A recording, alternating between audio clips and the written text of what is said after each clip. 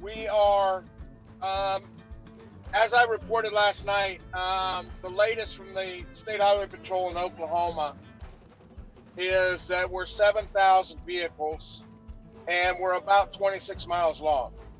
Wow. Uh, the support that we are getting from everybody across it, not necessarily speaking for me, but for all my brothers out here, these truckers, these hardened guys, we've got tears in our eyes from seeing the outpouring of support that we're getting from all of these cities and towns, and we came in last night here in Cuba, Missouri, and it was like driving in the Rose Bowl parade. That's Really? how lined up the streets were. It was That's awesome. it was absolutely incredible. This is in spite of the fact that we are getting warnings that if we happen to stop someplace and we're blocking traffic, even if it's just a traffic jam, that they're going to impound our vehicles. The federal government has threatened to take my DOT number, my authority to drive. They at first came out and they said that they were going to take our CDLs, and I guess somebody pointed out to them CDL is a state jurisdiction, not a federal jurisdiction. But I'm not driving right now because we're in the process, and imagine what it takes to get 7,000 vehicles. We've probably got 250 or 300 big rigs. Oh, wow. So who else is participating? Like, say, if it wasn't a big rig. Yeah, this is the People's Convoy, and there's other convoys out there. There's the Freedom Convoy. This is the People's Convoy. It originated in Barstow, California. Has come across I-40 in Oklahoma City. We went up I-44. There are cars, RVs, trucks. We even, honestly, we have a chartreuse microvan, like from the song. And all the drivers have signed it. That's awesome. There's a big sign on top of it when we pulled into Elk City, and he said, Jesus freak. So if you remember from the convoy song, there's 11 friends of Jesus in a chartreuse microvan. So people have a real good sense of humor. And these mandates. Our mission is to go and restore freedom to not just us in the United States, but the governments around the world need to take a step back and go, listen, we're not going to take it anymore. And this is just a taste. The support that we're getting, and people come up to us and say thank you, and I say to them, no, thank you, because without you coming out to support us, we're just a limp noodle driving down the road. It's the fact that this is a people's movement, and yeah, it's spearheaded by the truckers, and I think that gave it its initial impetus. I would be remiss if I didn't mention my brothers in Canada that inspired us to do this. Mm-hmm. But there's the people here are good, solid, honest people. You can leave something on the deck of your truck, and it's there the next morning. They're just good people, and it's an honor to be a part of this. I feel like I am part of something really big. Say hi, baby. Hi. So where's my extra treat? They had fireworks going off last night, and everyone's blowing their horns, and it's kind of it kind of it freaked her out a little bit. I bet. And but she made an appearance, so I got to give her a treat. Is this the same convoy that Lee Dundas is associated with? That who? Lee Dundas? Yes. Okay. Yeah, Lee is one of our leaders. I know what I've done. Lee is one of our leaders. There you go. Oh, good.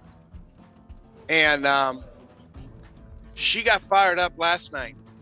So in the mornings, we have about 7 o'clock in the morning, we have a driver's meeting, and we talk about the route, and we don't publish a lot of that stuff, obviously, for security reasons. We can't talk about, but there's a lot of security precautions being made. We were very safe here. There's people checking bridges before we cross them. Really? Is it the police or just citizens? No, these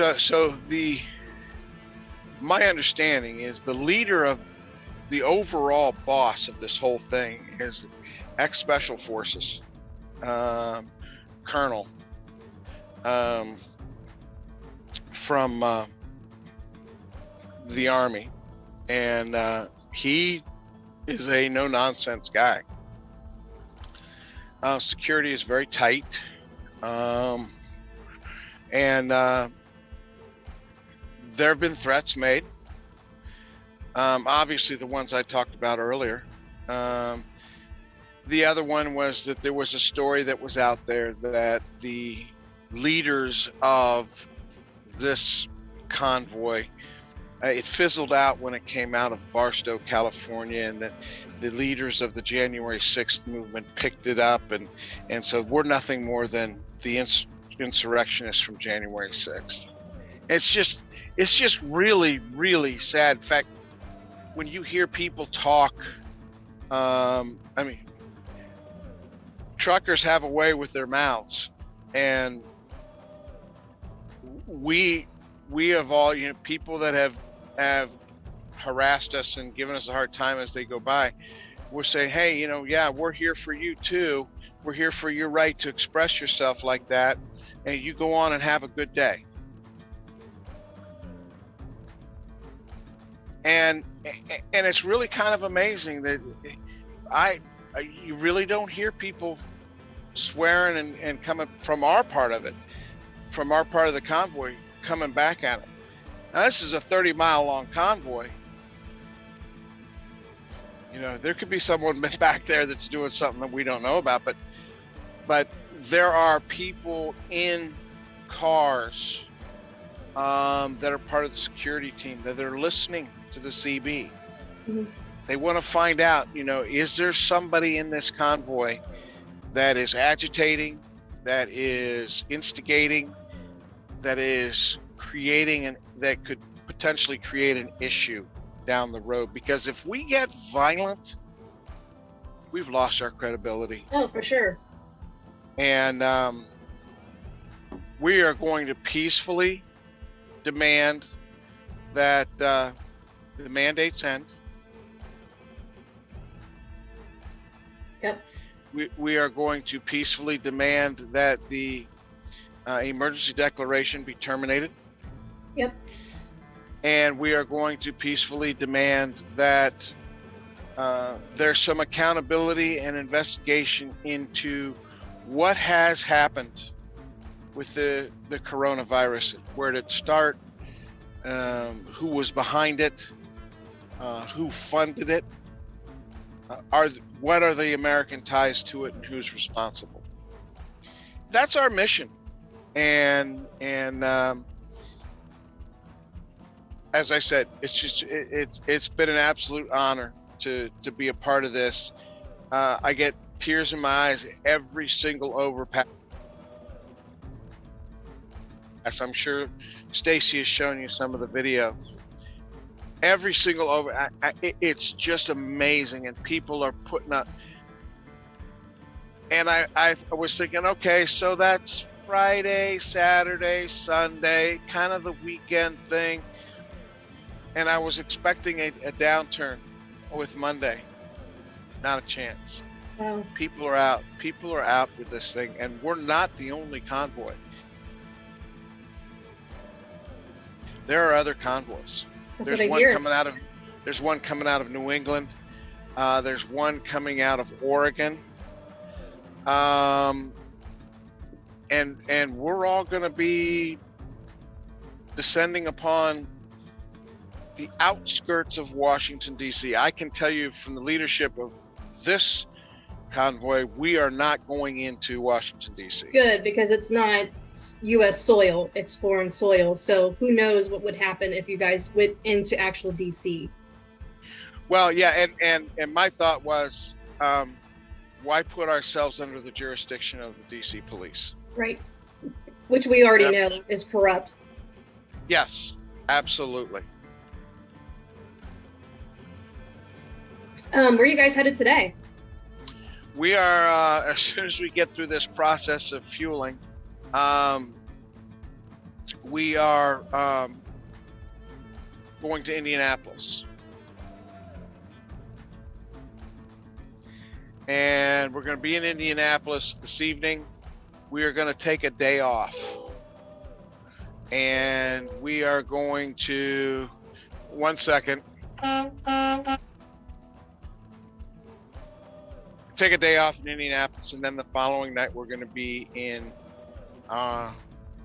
Cambridge, Ohio area. Then we're going to be in the Hagerstown, Maryland area, and then we're going as far as 495. But people can follow us on thepeoplesconvoy.org.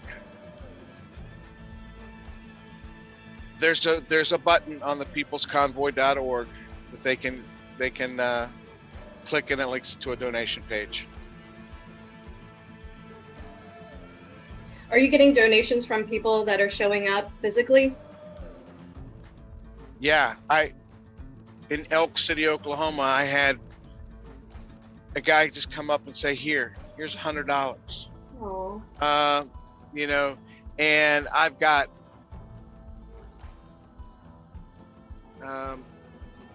cards, thank you cards, and you open them up, and it's a $20 bill.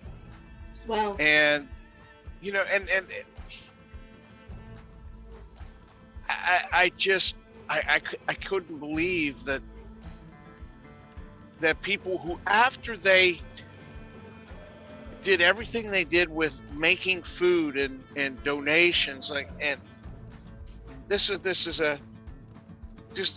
these are gloves that you can use and you can use with your touch tone, and and they were on my step when I came back from breakfast. Wow. And our drivers meeting, I came up, and they're just sitting there, and they were sitting on somebody came through and donated their time and everything to give us this, and then they're going to give us money on top of that. I mean, whoa. Thank you, yes, but oh my goodness, the outpouring is just incredible.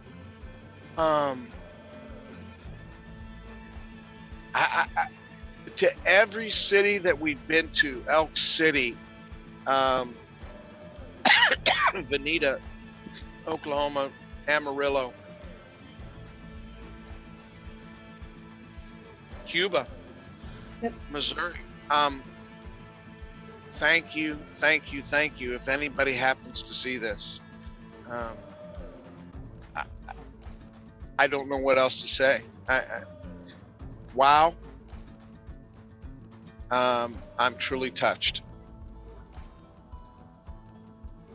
I love it. It's been an honor. And what I will do, so my son is serving in the Navy, and he's currently at sea. And for operational security, I can't tell you, what ship or where he is. But he's allowed to call me, and it's a 30-second call. Hey, Dad, are you okay? Yeah. Okay, I'm good. I'll talk to you. But we can email. Oh, good. And I've been sending logs to him, kind of a daily log. And at the end, I told him,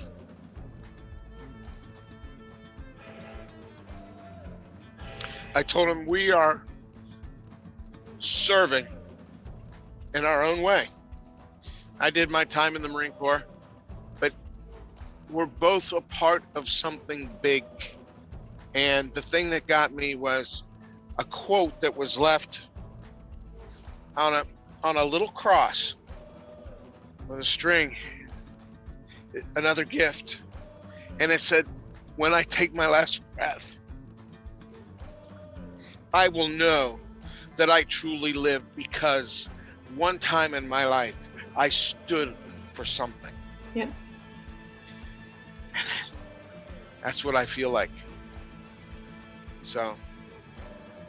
I love it.